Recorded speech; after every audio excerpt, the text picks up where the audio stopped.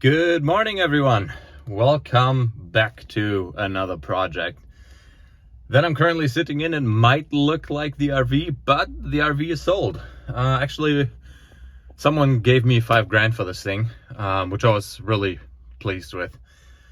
I drove this thing out to his place and then left it there. He paid me right away, and coincidentally enough, I ran into this van here, which is a Ford E350 as well, but no cruise control, no AC, no nothing, and it's a converted camper van. It's a little chaotic in the back. I could just show it to you like this. And the story behind it is that I saw this van in November.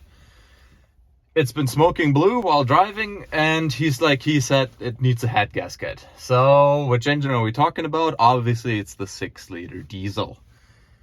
So this is where things get interesting. I've been looking at this thing back in November and ended up not buying it because he wanted $4,000 for it, and something just didn't feel right about it. So the thing is, I opened up this thing and the hood up front. And for you guys who know the 6-liter diesel, the valve cover does not cover the whole cylinder head, so you can see a row of head bolts, or in this case, a row of head studs. So someone has taken care of at least one of the, or at least two of the real common issues with the 6-liter, which is head gaskets leaking due to stretching head bolts and an EGR cooler that leaks exhaust gases into the cooling system. So it's studded and EGR deleted. There's a third problem though, and that's the oil cooler. This car has a bunch of oil in the coolant, and I mean a bunch. I'm gonna show it to you later. It's cooling oil right now, and it looks like it's lubricating water. So the oil looks way too clean for being a diesel. I just throw in a picture here.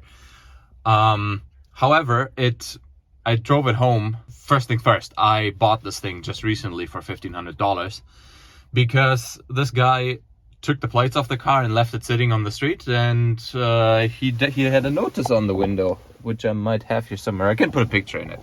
So he was desperately in the look to get rid of this thing. First he wanted to park it somewhere, and I offered him a parking spot, which I used for my RV before. But I ended up buying it from him. I offered him the $1,500 and he accepted it. So, we're talking Canadian, by the way. So yeah, I've got this van now, which has a nice camper conversion, but it has oil in the coolant and it has coolant in the oil. It smoked blue, but on the way home, it actually stopped smoking completely, which is weird because we still have oil sitting in the back of the exhaust. And I just hope that kind of stays that way. I don't know. Well, the first thing we're going to do is replace the oil cooler, because that might be something that was not addressed yet. And since it's like a ton of oil in the coolant, if that was the head gasket, it wouldn't run like it ran. So I'm going to have a look at that today, a shot at it today, and we'll see how things go. So let's see if we can get this thing started. Because when I picked it up, the battery was stone cold dead, but I drove it for 50 kilometers and then the day after it started fine. So let's see. Nope, it's dead again. I have to jump start it. What a pain in the ass, but it is what it is. I'll be back in a second. Okay, one more thing. It did not overheat on the way. It did not overheat on the way to my place for 50 kilometers.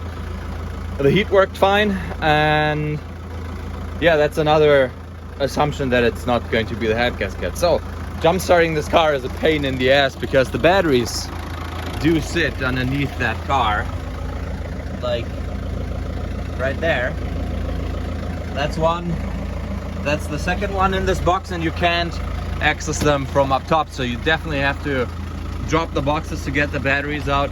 There's a jump start post for the positive, but not for the negative, so I hooked the negative up to the bolt of the leaf spring, which worked last time, but I had to wait to jump start it for 20 minutes to have it charging. I just hope it's not that bad today, because it's the first time I jump started it, it was not running in 3 months. now it's not been running in a week or so. So yeah, let's just go ahead and try it again and see.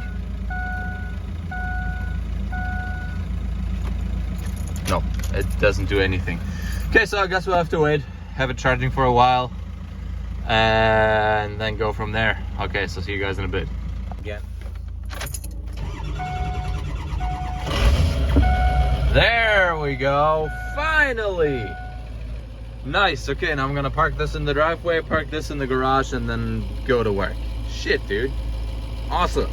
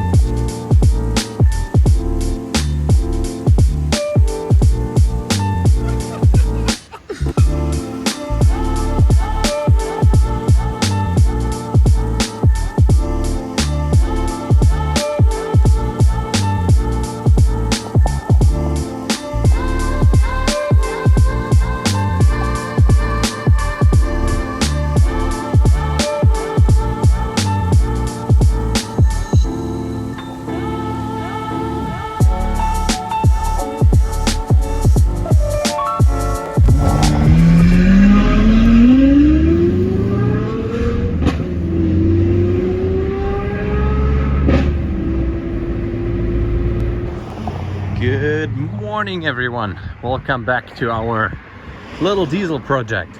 Yeah, the lock on the other side still doesn't work, so I'm gonna go in through here. As you can see, this thing is back together. It's been a torture. I mean, what am I thinking about doing an oil cooler on a 6-liter diesel? I just thought it's gonna be like, it's gonna be chill. It's gonna be, I don't know, 6-hour or a day job or something. Turned out to be like 20 hours. So I got a little out of hand. The the van was parked in our shop for 3 days straight, which was a little annoying because they needed the hoist. But I have put it all back together. I have a new 17 belt on it. We've got a new oil cooler all the way in the back down there. I mean, you've seen it in the video. And what else do we have replaced? Like filters and stuff, like the diesel filter that sits in behind there.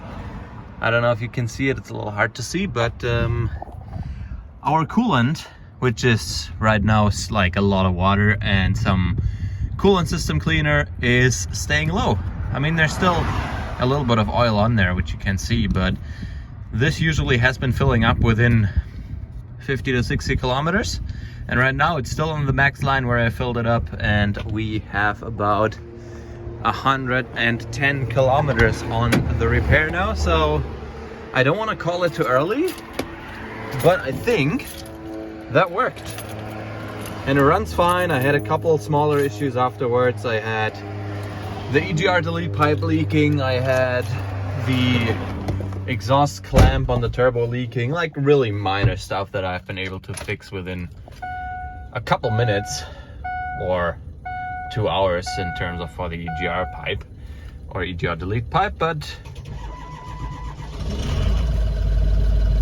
fires up right away. Yeah, all the lights go out. That's perfect. It runs perfectly fine. All of that works. I mean, it doesn't have AC, it doesn't have cruise control and stuff, but it runs fine. It drives fine. It's got good power. I mean, you would expect for a 6-liter diesel, right?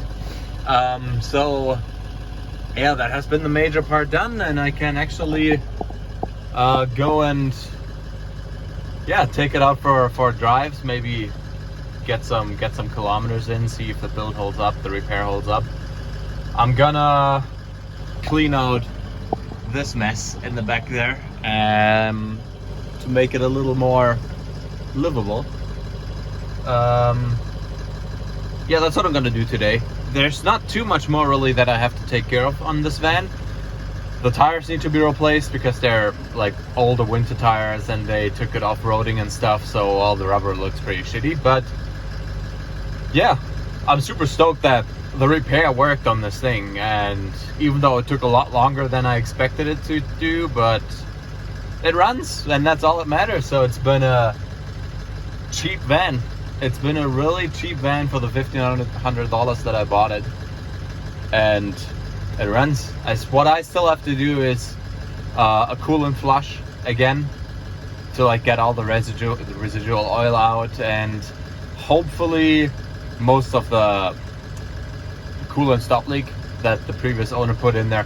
They put like a ton in there. Like you could go in the big hose that goes on top of the radiator.